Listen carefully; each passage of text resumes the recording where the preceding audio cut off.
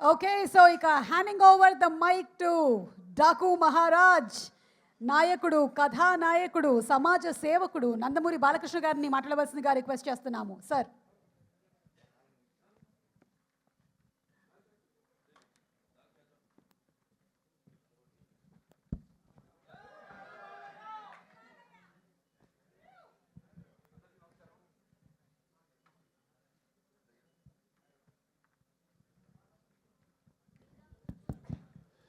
అందరికీ నమస్కారం. సితార్ ఎంటర్టైన్మెంట్స్ మన డాకు మహారాజ్ యొక్క విజయోత్సవ సభకు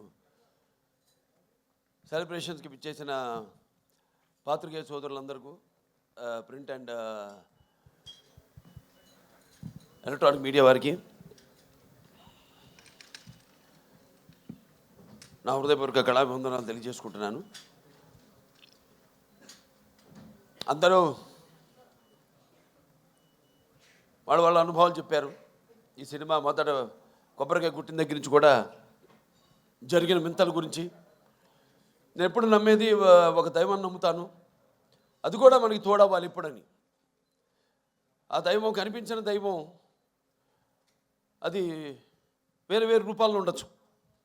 ఒక్కొక్కడు ఒక్కొక్క దేవుడిని ఆరాధిస్తారు. శివుడు కావచ్చు, వెంకటేశ్వర స్వామి కావచ్చు, విష్ణువు కావచ్చు, లేకపోతే రకరకాల వాళ్ళ ఎలువెలుపులు. అలాగే తల్లిదండ్రులు, నా తల్లిదండ్రులు, వాళ్ళ యొక్క ఆశీర్వాదం, అలాగే కళాంబ తల్లి యొక్క ఆశీర్వాదం, ఇవన్నీ కలగలిపితే ఒక డాకు మహారాజ్. ముఖ్యంగా ఎన్నో సినిమాలు చేశాను. సరే, దాంట్లో వరుసగా ఇది 4వ సినిమా విజయం సాధించింది. మొదటి సినిమా ఏమో ఒక పరీక్ష, అఖండ చేసేటప్పుడు అదేమో కరెక్ట్గా కోవిడ్ రావడం. ఆ కోవిడ్ టైంలో సాహసించే ధైర్యం చేసి సినిమాని విడుదల చేయడం, అఖండమైన విజయాన్ని సాధించడం అఖండ సినిమా. దాంతో అది సాధించడమే విజయం కాకుండా ఎన్నో ఇంకా ముందు తర్వాత ఎంతోమంది ధైర్యం చేసి సాహసించి వస్తారు, జనం చూస్తారు సినిమాల్ని అన్న ఒక ధైర్యంతో వాళ్ళ సినిమాలన్నీ ఆ తర్వాత తెలుగే కాకుండా అన్ని భాషల సినిమాలు కూడా వాళ్ళ సినిమాలను ధైర్యంగా విడుదల చేయడం జరిగింది. ప్రతిదీ ఒక ఛాలెంజ్. అయిపోయింది అఖండ, నెక్స్ట్ ఏమిటి అన్నప్పుడు ఒక వీరసింహారెడ్డి, అదైన తర్వాత సరే అది కూడా అయిపోయింది. అంటే ప్రతిదీ ఒక ఛాలెంజ్. అంటే పీక్స్కి వెళ్ళినప్పుడు ఎప్పుడు ఒక ఛాలెంజ్. నేను ఎప్పుడు అది ఛాలెంజ్గా తీసుకోను. ఎందుకంటే నాకు ప్రేక్షక దేవుళ్ళు వాళ్ళు ఇస్తున్న ప్రోత్సాహం అయితే లేకపోతే వాళ్ళకేం కావాలి. ఎందుకంటే మేము ఎప్పుడు ఎవ్రీడే కన్జ్యూమబుల్ కమోడిటీ, అంటే నిత్యావసర వస్తువులు. సో మనం ముందే గ్రహించాలి. ఇప్పుడు వాళ్ళు ముందే ఏం కావాలి, అది ఒక ఫుడ్ విషయంలో కావచ్చు, లేకపోతే రకరకాల ఏమేమైతే ఉన్నాయో వాటిల్లో వాళ్ళు సర్వే చేసి, సో దాని తర్వాత వాటిని మార్కెట్లోకి తీసుకురావడం, ప్రమోట్ చేయడం. దాని తర్వాత అలాగే ఈ సినిమా కూడా, ఎందుకంటే ఈ సినిమా అనేది మనిషి ఒక ఈ దినచర్యల్లో అంటే సతమవుతూ అన్న పానీయాలు అనే అవసరాలతో పాటు ఈ సినిమాను కూడా ఎంచుకున్నాడు. కాబట్టి ఆ సినిమా ఎలా ఉండాలి, ప్రేక్షకులు ఎటువంటి సినిమాని మనం అందించాలి అన్నది ఆలోచించుకోవలసిన విషయం. ఇండస్ట్రీలో నిర్మాతలు అయితేనేమి, దర్శకులు అయితేనేమి, లేకపోతే మా నటీనటులు అయితేనేమి. అటువంటిది దాని తర్వాత ఒక నేలకొండ భగవంత్ కేసరి అదయింది. దాని తర్వాత ఏమిటి అన్నది స్టార్ట్ అయినప్పుడు ఈ డాకు మహారాజ్ సినిమా అంటే కథ నీటి గురించి. అది చాలా చిన్న సమస్య కావచ్చు ఇప్పుడు మనం అనుకోవడానికి, కానీ సినిమా ద్వారా దాన్ని ప్రజలు అది ముందు భవిష్యత్తులో ఎలా ఈ నీటి కోసమే ప్రజలు కొట్టుకు చేస్తారు అన్నది వాళ్ళ అవగాహన రేకెత్తించిన సినిమా మన డాకు మహారాజ్. టైటిల్ దగ్గర నుంచి కూడా ఒక ఛాలెంజ్. ఏం టైటిల్ పెట్టాలి ఈ సినిమాకి? అంశం ఎంచుకున్నప్పుడు ఈ ఒక నీటి సమస్యలు ఎంచుకున్నప్పుడు ఎన్నో సామాజిక మెసేజెస్, అంటే ప్రజలకి సినిమా కేవలం వినోదం కాదు, వాళ్ళ ఒక ఆలోచన రేకెత్తించాలి అన్నది నా నాన్నగారి నుంచి కూడా నాకు వరకు అది వస్తున్న ఒక పరంపర. దాన్ని ఎలా మనం ఈ సినిమాలో దాని గురించి ఇవ్వాలి. నేను ఒక రాయలసీమ అంటే తక్కువ వర్షపాతం ఉన్న ప్రాంతం, దేశంలోనే 2 అతి తక్కువ వర్షపాతం ఉన్న ప్రాంతం. ఆ జిల్లాలో హిందూపురం ఎమ్మెల్యే నేను. ఆ ప్రాంతం యొక్క నీటి సమస్య అంతా తెలుసు. నాన్నగారి ఒక మానసిక పుత్రికలు, ఈ తెలుగు గంగ అయితేనేమి, హెచ్ఎన్ఎస్ఎస్ అయితేనేమి, లేకపోతే గాలేరు నగరి అయితేనేమి, ఇవన్నీ అయిన తర్వాత ఎలా మళ్ళీ మనం పూర్తి చేసాం. తెలుగుదేశం అధికారంలో ఉన్నప్పుడు ఎలా, నేను ఎమ్మెల్యేగా ఉన్నప్పుడు అంతా రాసి పెట్టింది. నేను ఇప్పుడు ఎలాగైతే అన్నారు ఫస్ట్ టైం యమన్ బుక్ చేయడానికి ఆవిడ షిరిడీలో ఉంది, ఎవరు మన శ్రద్ధా శ్రీనాథ్, అలాగే ఈవిడేమో తిరుపతిలో ఉంది ప్రజ్ఞా జైస్వాల్. అలాగే ఈ నీటి సమస్య కరెక్ట్గా నేను ఎమ్మెల్యే అయినప్పుడే అది పూర్తి కావడం, నేను నా హిందూపురానికి నేను నీళ్లు ఇవ్వగలగడం. సో ఇదంతా అదంతా కాకతాళీయంగా యాదృచ్ఛికంగా జరిగింది. ఇప్పుడు ఆ నీటి సమస్య గురించి సినిమా తీయాలి అనే ఒక ఆలోచన వచ్చింది. దాన్ని ఎలా ప్రజెంట్ చేయాలి మనం అనుకున్నప్పుడు రాజస్థాన్ ఎక్కడైతే ఏముంది, ఇక్కడ మన తెలుగు వాళ్ళు గొప్పతనం చాటుకుంటూ అక్కడ రాజస్థాన్లో కూడా మళ్ళీ మనం వాళ్ళు దుక్కు దున్ని నీరు పోసి నారు పెట్టి అలాగే కోత కోసి ఎలా చేయగలుగుతాం, అక్కడ కూడా మన ఒక ఇంజనీర్, ఒక సామాన్య ఇంజనీర్, ఒక తెలుగువాడు వెళ్ళి ఎలా చేయగలుగుతాడు. చేసాం మనం ఇక్కడ సృష్టికి ప్రతి సృష్టి చేసాం. ఎలాగైతే మన రాయలసీమ గురించి చెప్పాను, మన ఇది అవిభక్త ఆంధ్ర రాష్ట్రానికి 6 ముఖ్యమంత్రులు ఇచ్చింది రాయలసీమ అని. సో అది పెట్టుకుని మైండ్లో సమస్య చిన్నదే కావచ్చు, కానీ రాష్ట్రాలు వాళ్ళ నీళ్ళ కోసం కొట్టుకుంటున్నాయి. సరే, ఆ నేపథ్యంలో ఆ సినిమాని తీసుకోవడం, సెలెక్ట్ చేయడం, దాంట్లో పాత్రని ఎలా దాన్ని ఒక ఇంజనీర్ డాకుగా మారడం, అలా దాంతో మొదలయ్యాక సరే మీకు సినిమా గురించి ఈరోజు ఆ సినిమాని అఖండమైన విజయాన్ని మాకు అందించి ఇవాళ మా వెన్ను తట్టి ఇంకా మాకు ఎవరైతే మేము ఆకలితో ఉన్నామో ఒక సినిమా చేసి దాని ఒక ఫలితం కోసం రెయిన్బోర్డ్ కష్టపడి ఎలా ఉంటుంది ఆ సినిమా, దాని ఫలితం ఎలా ఉండబోతుంది అని ఎదురు చూస్తున్నామో, అటువంటి తరుణంలో ఇటువంటి అఖండమైన విజయాన్ని మాకు అందించినందుకు తెలుగు ప్రేక్షకులందరికీ నా హృదయపూర్వక కృతజ్ఞతాభివందన తెలియజేసుకుంటున్నాను. ఇంకా ముఖ్యంగా ఈ సినిమాలో ముందు మా దర్శకుల గురించి చెప్పాలి, బాబీ గారి గురించి. అంటే ముత్యాలు ఎలా ఏటమూలుగా జారితే ఎంత అందంగా ఉంటాయి కనపడడానికి, అలా ఎంతో అందంగా ప్రతి నటుడి దగ్గర నుంచి కూడా హావభావాలను రాబట్టుకోగలిగాడు మా దర్శకుడు బాబీ. అలాగే బాబీ ఎలాంటి ఒక ప్రియుడిని ప్రేమించినట్టు నన్ను ప్రేమించేసి ఏది వదలకుండా ఎంతో సున్నితంగా ఎంతో నాలో అయిన నట విశ్వరూపాన్ని ఆవిష్కరింపజేసిన బాబీకి నా హృదయపూర్వక కృతజ్ఞతలు తెలియజేసుకుంటున్నాను. ఒక నమ్మకం, ఏదైనా ఒక నమ్మకం ఉంటాను. అంటే ఆయన చూడడానికి ఎంత స్టైలిష్గా ఉంటాడు ఆయన, అలాగే ఫస్ట్ హాఫ్లో కూడా నన్ను అంత స్టైలిష్గా చూపించాడు ఆయన బ్రహ్మాండంగా. ఇక ప్రతి చాలా ఎన్నో విషయాలు డిస్కస్ చేసి సినిమాలో మేము అనుకున్నవి తీసినవి కూడా కొన్ని ఉన్నాయి ఇంకా. కానీ సినిమా నిడువును పెట్టి ఎంత ఉండాలి సినిమా అంతే. ఒక చిన్న పాయింట్ నాకు ఇప్పుడు అంటుంటాను, సినిమాని ప్రేమించకూడదు మనం, సినిమా తీయాలి అంతే.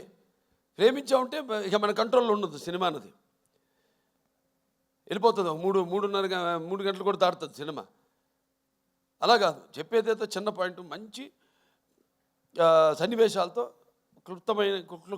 క్లుప్తంగా చేయగలిగితే ఇవ్వగలిగితే అది డెఫినెట్గా సక్సెస్ అవుతుంది ఆ సినిమా అన్నది. అలాగే బ్రహ్మాండంగా వాళ్ళ టీము అందరు కూడా బ్రహ్మాండంగా వర్క్ చేసి ఇవాళ డైరెక్షన్ డిపార్ట్మెంటు క్రాంతి అయితేనేమి, లేకపోతే సోమరాజు గారు అయితేనేమి, రాధాకృష్ణ గారు అందరూ, అలాగే ఆయన రైటర్స్ మిగతా మన మోహన్ కృష్ణ గారు, చక్రి గారు, వినీత్ గారు అయితేనేమి అందరూ ఎంతో బ్రహ్మాండంగా దాన్ని అందరూ కష్టపడి ఈ కథను చేయడం జరిగింది, ట్రీట్ చేయడం జరిగింది. ఇక మా తమన్ గారి గురించి వేరే ప్రత్యేకంగా చెప్పక్కర్లేదు. అందరితో ఇంటి పేరు మార్చేశారు. ఇప్పుడు నందమూరి ఎస్ఎస్ తమన్ కాదు, నందమూరి తమన్ అని. కానీ నేనంటాను ఈరోజు నుంచి నందమూరి కూడా కాదు, ఎన్బికే తమన్ అని, అది బెటర్గా ఎన్బికే తమన్ అని నామకరణం చేస్తున్నాను. అలాగే ప్రతి ఒక్కళ్ళ గురించి చెప్పుకోవాలి సినిమాలో. మా రైటర్స్ అనంత శ్రీరామ్ గారు అయితేనేమి, అటు కాసర్ల శ్యామ్ గారు అయితేనేమి, సాహిత్యం అద్భుతమైన. ఇందాక నా శ్రీరామ్ గారు పాడుతుంటే నా కళ్ళల్లో నీళ్లు, అంటే చుక్క చుక్క పాట అద్భుతం. దాని తర్వాత చిన్ని చిన్ని అద్భుతం పాటలు. అలాగే మా కాసర్ల శ్యామ్ గారు అటు దబిడి దిబిడి మంచం మాస్ సాంగ్, ఐటమ్ సాంగ్ అన్నది. ఎందుకంటే ఏదో ఒక అమ్మాయి వచ్చి డాన్స్ చేసి వెళ్ళిపోవడం కాదు కదా, అమ్మాయి కూడా ఒక పాత్ర ఉంది ఆ సినిమాలో, ఓరేశ్వర అవుటేలాగే. సో అద్భుతంగా ఆ పాట, దాని తర్వాత సర్కార్ పాట ఎంతో అద్భుతంగా అన్నీ కుదిరినాయి ఈ సినిమాకి. ఇక మా హీరోయిన్లు నా ప్రజ్ఞ జైష్వాలు, అఖండ నుంచి మా యొక్క ఈ యొక్క జర్నీ, అందులో కూడా ఎంతో అద్భుతమైన పర్ఫార్మెన్సు, గ్లామరు పర్ఫార్మెన్సు కలగలిపి ఎంతో అద్భుతంగా ఆవిడ రెండింటిని సమపాళ్లలో అందే కనిపించడం జరిగింది. సో మళ్ళీ తిరిగి మా కాంబినేషన్లో మళ్ళీ ఇది రెండో సినిమా ఈ యొక్క డాకు మహారాజ్. ఈ చిత్రం కూడా విజయం కావడం తప్పకుండా ఎంతో అందం ప్లస్ టాలెంట్ రెండు కలగలిపిన మరొక ఆర్టిస్టు మన శ్రద్ధా శ్రీనాథ్. ఎంతో ముందు మాట్లాడినప్పుడు కూడా బాబీ గారు చెప్పారు, ఎంతో సెలెక్టివ్. తను కూడా చెప్పింది. నేను అంటాను, ఆర్టిస్ట్ అన్నది ఎప్పుడు, ఆర్టిస్ట్ అన్న వాడు ఎప్పుడు కనిపిస్తూ ఉండాలి, ఎప్పుడు should be always in the focus. ఎప్పుడు ఎక్కువ అంటే ఆవిడ రియలైజ్ అయినట్టుంది. Now she saying that. ఇప్పుడు అంటుంది ఆవిడ, కాదు నేను ఇక్కడి నుంచి ఎక్కువ సినిమాలు నటిస్తాను నేను అంటే. మంచి సినిమాలే, ఎందుకంటే ఆవిడకున్న ఇమేజ్కి, ఆవిడకున్న టాలెంట్కి తగ్గట్టుగా ఆవిడకి పాత్రలు వస్తాయి. మరి నేను అన్నది ఏదో ఇందాక ప్రేమించకూడదు సినిమానని, కథ వరకు పాత్ర వరకు మాత్రం ఎప్పుడు కనిపిస్తూ ఉండాలి. ఉంటేనే ఆర్టిస్టుని మర్చిపోరు, ఎప్పుడు ఆర్టిస్టు గుర్తుండిపోతాను. సో అద్భుతమైన బరువైన పాత్రని ఎంతో అద్భుతంగా నటించిన శ్రద్ధా శ్రీనాథ్కి నా అభినందనలు తెలియజేసుకుంటున్నాను. ఇంకా మా చాలామంది ఫైట్ మాస్టర్ వెంకట్ మాస్టర్ గారు, అలాగే మా కెమెరామెన్ విజయ్ కార్తిక్ గారు, ఇక మా డాన్స్ మాస్టర్ శేఖర్ మాస్టర్ గారు అయితేనేమి, శివ మాస్టర్ గారు అయితేనేమి, అందరూ ఎంతో అద్భుతంగా వాళ్ళకి అప్పచెప్పిన వాళ్ళ పనులను ఎంతో 100కి 100 పాళ్ళు న్యాయం చేసి ఈ సినిమాలో ఏదైతే మా నిర్మాత వంశీ గారు కలగన్నారు, ఆయన అభిమాని ఫ్యాను, అటువంటిది ఒక కొత్త బాలకృష్ణ నేను ఆవిష్కరించాలి ఈ సినిమాలో అని ఏదైతే ఆయన కలగన్నాడో, అలా ఆయన ప్రతి దాంట్లో కూడా ఆయన కేవలం నిర్మాతగా కాకుండా ఒక టెక్నీషియన్గా అన్ని క్రాఫ్ట్స్ మీద మంచి గ్రిప్ ఉన్న నిర్మాత మన వంశీ గారు. అటువంటి నిర్మాత కూడా మనకు ఉండడం ఒక ఆయన నా అభిమానిగా నాకు చాలా గర్వంగా ఉంది. సో ఆయన్ని ఈ యొక్క సందర్భంగా ఆయన్ని అభినందిస్తూ ఇంకా ఎన్నెన్నో మంచి అద్భుతమైన సినిమాలు తీశారు ఆయన బ్యానర్లో. ఇంకా ముందు ఇంకా మంచి సినిమాలు కూడా తీయాలని ఆయన్ని అభినందిస్తూ లాస్ట్ బట్ నాట్ మన వేద రాజు ఎంతో అద్భుతంగా పాత్రని డైరెక్టర్ గారు చెప్పారు ఆవిడ గురించి. ఎప్పుడు అవుతానుండేది సెట్లో, అసలు కూర్చొని ఎరగను, లేకపోతే అలసిపోయి అట్లా కురుకు తీయడం కానీ ఎరగను నేను. ఎప్పుడు ఎంతో అటు విన్నట్టే అటు ఇటు చూసుకుంటూ మళ్ళీ చెప్పినట్టు డైరెక్టర్ గారు కెమెరా ఆన్ అనగానే ఏమిందో ఏమి ఎప్పుడు చూసిందో తెలియదు కానీ అచ్చం అనుగా చెప్పినట్టే అంత బ్రహ్మాండంగా అభినయించింది. ఆ పాత్ర మరి ఫస్ట్ హాఫ్లో అద్భుతంగా అసలు ఆ డైలాగ్స్ ఏదైతే బండి డ్రైవర్గా సెలెక్ట్ చేయడానికి నన్ను బండి తోలమంటుందో, బండి వెనక్కి రివర్స్ తోలుతుంది, దాన్ని బండిని ఆపగానే నేను ఆపనలేదు కదా, ఎందుకు ఆపామంటే వెనకాల పూల కుండీలు ఉన్నాయమ్మా, దిగి వెళ్ళి చూస్తే అప్పుడు అంటాను వాటిల్లో కూడా పూల చెట్లకు కూడా ప్రాణం ఉంటుంది కదమ్మా అనగానే ఒకసారి ఆ పక్కన ఎవరైనా మగరాన్న ఆయన వెంటనే ఎంత అంటే ఎంతమంది వచ్చాడు ఇక్కడికి అనేది ఎంతో అద్భుతంగా ప్రతిదీ ఎంతో బాగా నటించేది పాప. మంచి భవిష్యత్తు ఉంది. ఫస్ట్ స్టడీ వెల్, ముందు पढ़ना भी, उसके साथ बाद में धीरे धीरे యాక్టింగ్ करना. సరే మన సినిమాకి వస్తే చాలామంది అనుకుంటారు పాత్ర గురించి. ఇప్పుడు పాత్రలు పరకాయ ప్రవేశం అంటే పాత్ర సినిమా కథను ఓకే చేసి ఆ పాత్రకు వెళ్ళే వరకు నాకు తెలీదు. అంటే నేను నా వాచకం, నా ఆంగికం కానీ, నా ఆహార్యం కానీ ఎలా ఉంటుందో నాకు ఐడియా లేదు, ఉండదు. ప్రతి పాత్రకు ఒకటే చేస్తాను నేను. కాకపోతే ఒక్కసారి ఆ పాత్రలోకి వెళ్ళినప్పుడు ఆ పాత్ర నన్ను ఆ పరకాయ ప్రవేశం చేసినప్పుడు అంటే నేను ఎప్పుడు చెప్తుంటాను, ఒక యాక్టింగ్ అంటే కేవలం అరవడం, నవ్వడము, ఒక తృప్తి పరిచే ఒక అరుపు, ఒక డైలాగ్ అరవడము కాదు. పాత్ర అంటే ఒక పరకాయ ప్రవేశం.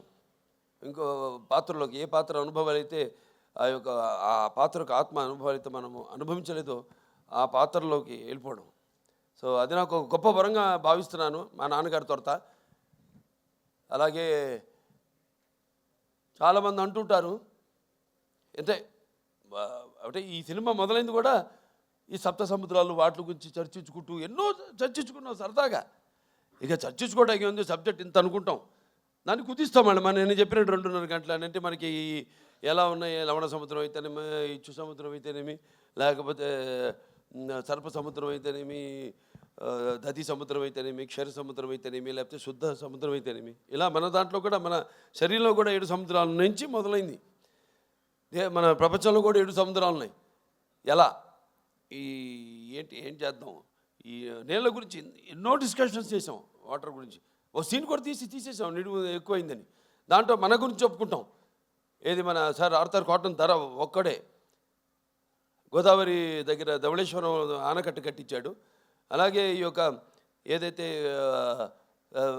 పట్టిసీమ ద్వారా సముద్రంలో వృధాగా కలిసిపోతున్న నీళ్లను మళ్లించి అతి తక్కువ వర్షపాతం ఉన్న ప్రాంతాలకి, కరువు కాటకాలు విలయతాండవాడుతున్న ప్రాంతాలకి నీళ్ళు ఇచ్చిన చరిత్ర మంది అని, ఇలా ఎన్నో అన్నీ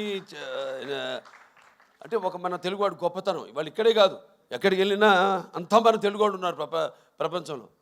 అటు అమెరికా వెళ్ళినా, ఇటు ఆస్ట్రేలియా వెళ్ళినా. అందుకే ఈయన చెప్పినట్టు, తమన్ గారు చెప్పినట్టు, సినిమా అక్కడ అమెరికా అయితేనేమి, ఇటు ఆస్ట్రేలియా అయితేనేమి, ఇటు ఇంగ్లాండ్ అయితేనేమి, ఇటు అక్కడ ఆఫ్రికా అయితేనేమి, ఎక్కడెక్కడ మన ప్రవాస తెలుగు వాళ్ళు ఉన్నారో అక్కడ వాళ్ళే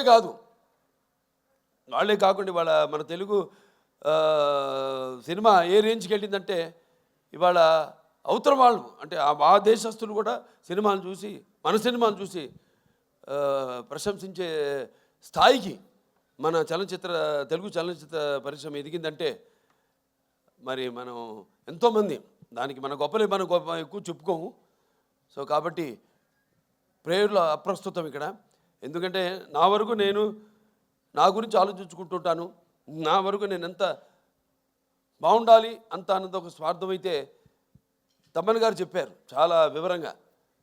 ఇవాళ ప్రపంచం ఎలా ఉందో, ఎంత గుర్తుంచుకుపోతుంటో అంత క్లిష్టంగా తయారవుతుంది ఈ ప్రపంచం.